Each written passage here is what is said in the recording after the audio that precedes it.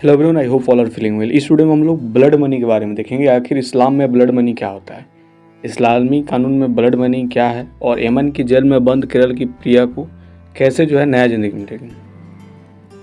तो सबसे पहले इस्लामिक कानून के अनुसार अपराध के पीड़ित को यह तय करने का अधिकार है कि अपराधियों को कैसे दंडित किया जाए। ठीक है, उसके साथ ही केरल के पलक्कड़ की रहने वाली प्रिया 2017 में एक यमन नागरिक की हत्या और दोषी पाई गई। उसे देश से भागने की कोशिश करते समय पकड़ा गया और 2018 में उसे मौत की सज़ा सुनाई गई। अपनी बेटी को सज़ा से बचाने के लिए प्रिया की मां हर कोशिश कर रही है। वो मारे हुए व्यक्ति के परिवार को ब्लड मनी देकर अपनी बेटी के मृत्युदंड को माफ़ करने की कोशिश कर रही है। इसके लिए केंद्र सरकार ने भारतीय दूतावास के साथ माध्यम से संबंधित व्यक्तियों को करीब 33.5 लाख की राशि ट्रांसफ़र करने के लिए सहमति दे दी है। इस्लामिक कानून के अनुसार अपराध के पीड़ित को यह तय करने का अधिकार है कि अपराधी को कैसे दंडित किया जाए। हत्या के मामले में यह सिद्धांत पीड़ितों के परिवारों पर लागू होता है। हत्या की सज़ा मृत्युदंड के माध्यम से दी जाती है, लेकिन पीड़ित का परिवार मुआवजे के बदले में हत्यारों को माफ़ करने का विकल्प चुन सकता है। आपको बता दें कि आमतौर पर इसे ब्लड मनी कहा जाता है। कुरान में भी इसका जिक्र है। क्या लिखा गया है कुरान में? उनमें लिखा गया है, ए ईमान वालों, हत्या के मामलों में तुम्हारे लिए प्रतिशोध का नियम निर्धारित है। एक स्वतंत्र व्यक्ति के लिए एवं स्वतंत्र व्यक्ति, एक दास के लिए और एक दास एक महिला के लिए और एक महिला।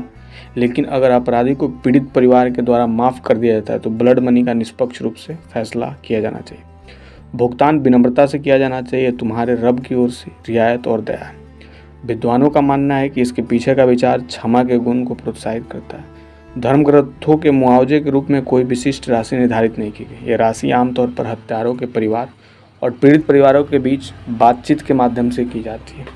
हालांकि कुछ इस्लामिक देशों ने न्यूनतम मुआवजे की राशि निर्धारित की। आपको बता दें कि अभी जो 4,000 अमेरिकी डॉलर का भुगतान किया जाना है वो बातचीत शुरू करने के लिए है। आखिरकार प्रिया के परिवार को मृत्युदंड माफ़ करवाने के लिए करीब 4 लाख डॉलर यानी कि 3.5 करोड़ का भुगतान करना होगा। 2020 में उनके परिजनों ने सेव निविसा प्रिया इंटरनेशनल एक्शन काउंसिलिंग का गठन किया। इसके लिए राशि जुटाने की प्रक्रिया चल रही है। नर्स बनने के बाद प्रिया 2008 में यमन चली गई।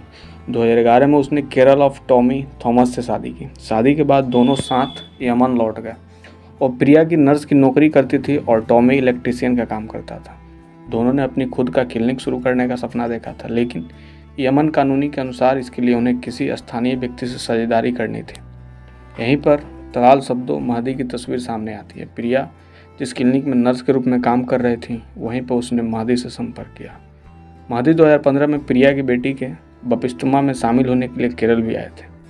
प्रिया यमन लौट गई, लेकिन उसके पति और बेटी केरल में ही रहते हैं। यमन में महदी के प्रिया का फ़ायदा उठाने लगा। उसने एक नया क्लिनिक खोला, लेकिन अपनी आय उसके साथ साझा करने से इनकार कर दिया। उसने कथित तौर पर उसे अपनी पत्नी के रूप में दिखाने के लिए जाली दस्तावेज भी बनाए। प्रिया के परिवार के अनुसार इसके बाद शारीरिक और यौन शोषण करने लगा। प्रिया वहां से निकलने में असमर्थ थी। महदी ने उसके सभी यात्रा दस्तावेज और पासपोर्ट ले लिए। उसने उसे केरल में अपने परिवार से बात नहीं करने दी। एक दिन प्रिया ने के साथी नर्स हनान की मदद से महदी को बेहोश करने की कोशिश की ताकि उसे दस्तावेज हासिल की जा सके, लेकिन ज़्यादा मात्रा में दवा देने से उसकी मौत हो गई। घबराकर दोनों ने मेहदी के शरीर को काटकर पानी की टंकी में फेंकने का फैसला किया। आखिरकार दोनों को गिरफ्तार कर लिया गया और यहाँ से मालूम चलता है ब्लड मनी। इसी के साथ देखा जाए तो इस्लामी कानून में हत्या, शारीरिक क्षति या गलती से हुई संपत्ति की क्षति के मामले में पीड़ित एवं पीड़ित के उत्तराधिकारियों को दिया जाने वाला आर्थिक मुआवजा एक किसास का एक वैकल्पिक दंड है। अरबी में इस शब्द का अर्थ है रक्त, धन, फिरौती दोनों होता है और इसे कभी कभी दिया एवं देय भी दिखा जाता है।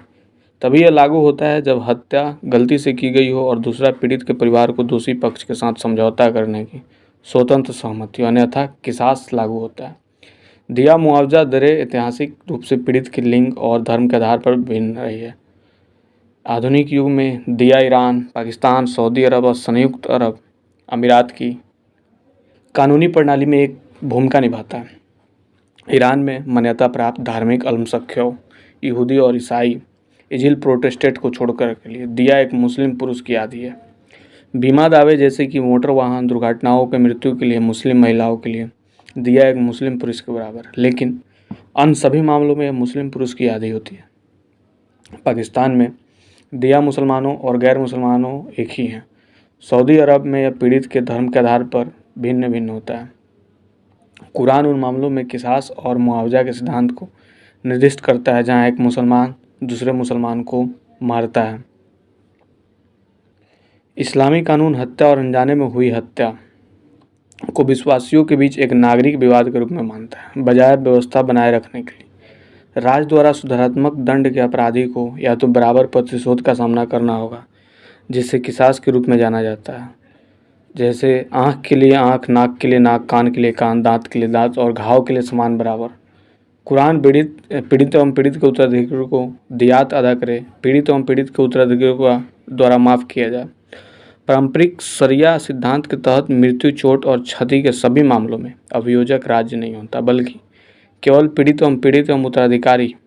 व्यवहार में दिया अपकृत मामले में अदालत के बाहर समझौते के समान है, लेकिन महत्वपूर्ण अंतरों का साथ शरिया प्रथा के तहत अपकृत जैसे नागरिक दायित्व समझौता संपत्ति की क्षति तक सीमित है, जबकि शारीरिक चोट और मृत्यु के मामले में रक्त, धन, विवाह मुआवजा का सूत्र द्वारा तय किया जाता है। पीड़ित का उत्तराधिकारी एवं अभिभावक वैकल्पिक रूप से धार्मिक दान के कार्य के रूप में शारीरिक चोट एवं हत्या को माफ़ कर सकते हैं। शरिया के सभी स्कूलों के तहत दियात का मूल पीड़ित के लिए धर्म और कानूनी स्थिति भिन्न भिन्न होता है। तो ये थी छोटी सी इन्फॉर्मेशन ब्लड मनी के बारे में। आई होप आपको समझ में आया होगा। जल्दी मिलता है ऐसा ही कोई नया वीडियो लेके।